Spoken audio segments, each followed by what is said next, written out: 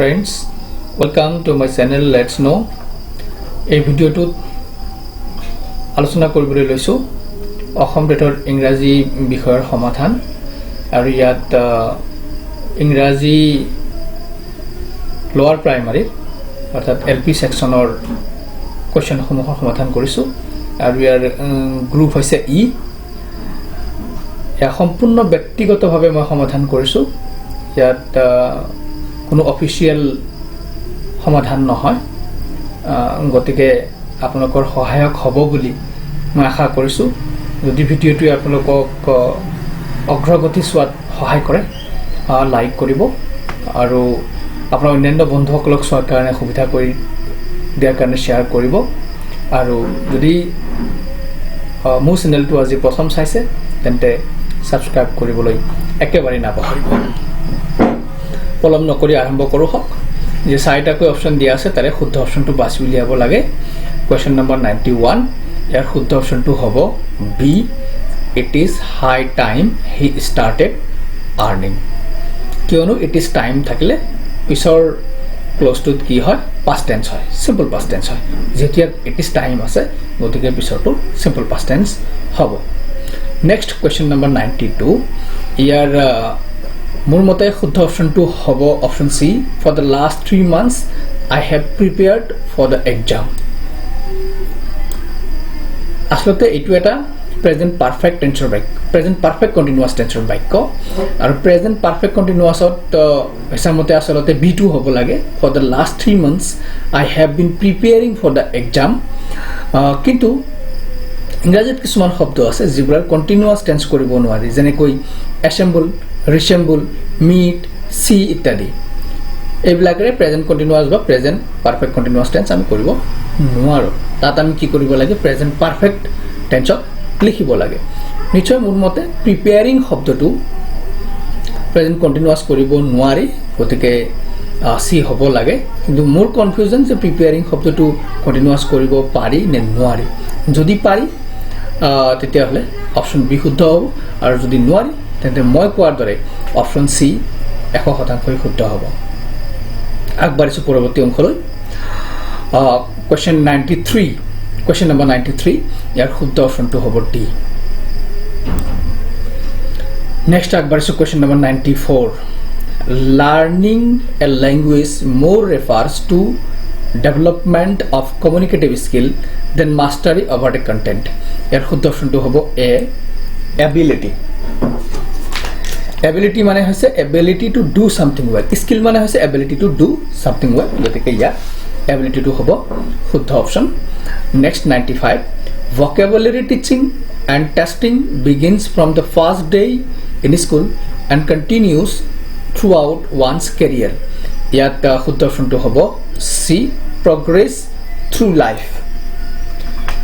next 96 teaching and testing should go together with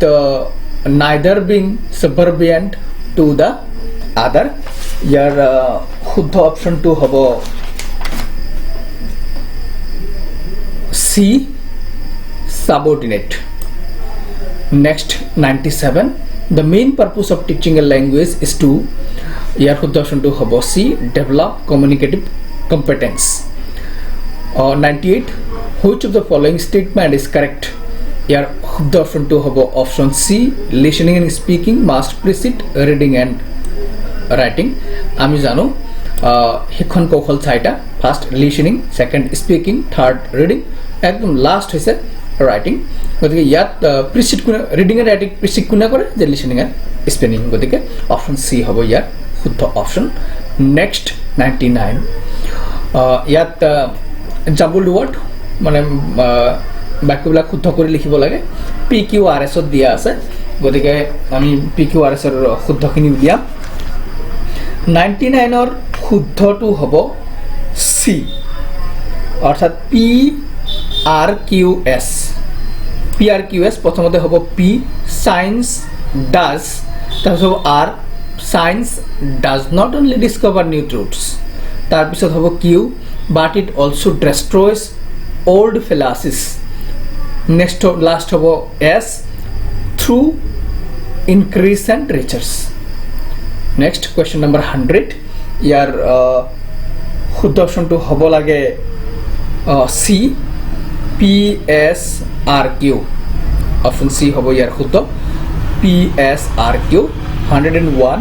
it is under that migratory birds ইয়াৰ 101 ৰ শুদ্ধ অপশ্যনটো হ'ব D PSQR next আগবাঢ়িছো 102 লৈ each problem child in the class ইয়াৰে শুদ্ধ 102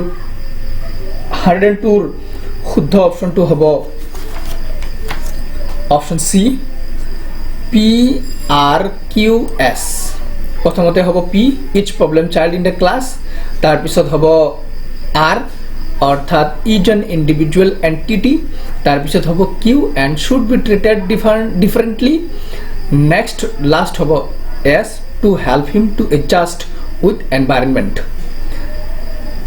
next question 103 something must be done for us ইয়াত টাক question কৰিব লাগে following match the correct alternative given against them as টাক questions ইয়াত টাক questions ৰ নিয়ম অনুসৰি আমি কন্ট্ৰাক্টেড ফৰ্মত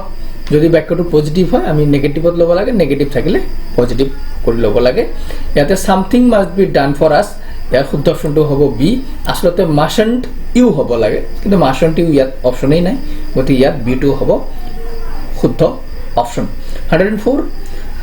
some of us wanted to stay longer ইয়াৰ শুদ্ধ অপশ্যনটো হ'ব didn't we option B next 105 do as I say ইয়াৰ শুদ্ধ অপশ্যনটো হ'ব D don't you next question 106 every child has 4 stages of development ইয়াত অপশ্যন শুদ্ধ অপশ্যন হ'ব B how many next 107 according to Socrates education means creation of a sound mind in a sound body খালিঠাইত কি হ'ব does Socrates mean by education what does হ'ব গতিকে ইয়াত B হ'ব শুদ্ধ option what does Socrates mean by education next 108 I used to go to the library every day ইয়াত how often হ'ব how often do you go to the library next আহিছো 109 ৰ পৰা 113 লৈ ইয়াত প্যাসেজটো পুৰা কৰিব লাগে খালিঠাইবিলাক a passage used in ইয়াত এ হ'ব শুদ্ধ অপশ্যন দা নেক্সট 110 ইয়াত এ হ'ব প্যাৰাগ্ৰাফ তাৰপিছত 111ত শুদ্ধ অপশ্যনটো হ'ব বি which in which গতিকে ইয়াত তাত ইন আছে গতিকে in which হ'ব 112ত হ'ব try অপশ্যন ডি 113 ইয়াত হ'ব option D with option D হ'ব ইয়াৰ শুদ্ধ option next human civilization discards many obsolete ideas as substitution ইয়াৰ opposite লিখিব লাগে obsolete ৰ opposite হ'ব be up to date 115 conciseness ইয়াৰ কি হ'ব opposite হ'ব redundancy ইয়াৰ শুদ্ধ অপশ্যনটো হ'ব ডি নেক্সট 116 ইয়াৰ exhaust ইয়াৰ শুদ্ধ অপশ্যনটো হ'ব replenish option A next 117 human brain is understood part of the body ইয়াত দা আছে গতিকে superlative degree হ'ব ইয়াত সি হ'ব least human brain is the least understood part of the body next 118 there is a knock at the door who can be calling in us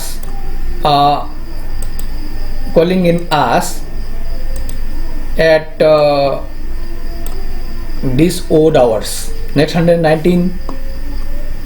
in 1922 Albert Einstein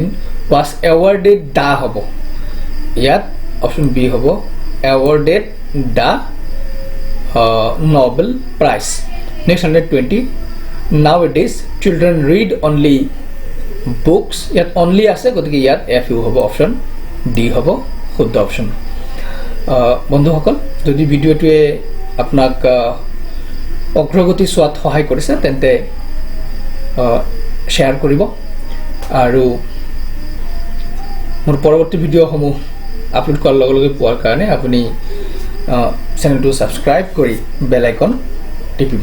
ভিডিঅ'টো সম্পূৰ্ণকৈ চোৱাৰ বাবে ধন্যবাদ